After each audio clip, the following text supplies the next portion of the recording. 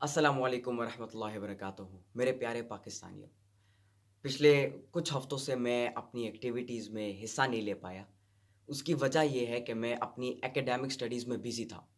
ابھی ابھی مجھے پتہ چلا ہے کہ مولانا الیاس صاحب یتیم بچوں کی تعلیم اور تربیت اور کفالت کے حوالے سے دبئی گئے ہیں، اور کیونکہ دبئی کا قانون ایسا ہے کہ وہاں پر آپ تب تک ایک پروگرام کنڈکٹ نہیں کر سکتے، تب تک اپنے ادارے کو رجسٹر نہیں کر سکتے جب تک آپ حکومت سے اجازت نہیں لیتے۔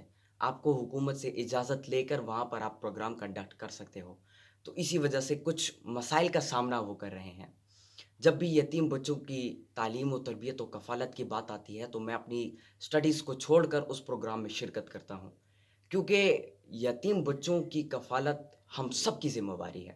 لہٰذا میں نے اپنی اسٹڈیز کو ایک سائڈ پہ کر کے یہ ویڈیو میں بنا رہا ہوں۔ میں اب سب پاکستانی بھائی بہنوں سے یہ درخواست کرتا ہوں جو دبئی میں ہیں کہ آپ مولانا الیاس صاحب کو ان کو وزٹ کریں، ان سے ملیں اور ان سے بات چیت کریں یتیم بچوں کی تعلیم و تربیت کے حوالے سے، ان کی کفالت کے حوالے سے، اور ان کی مدد کریں۔ بہت بہت شکریہ آپ سب لوگوں کا۔ السلام علیکم۔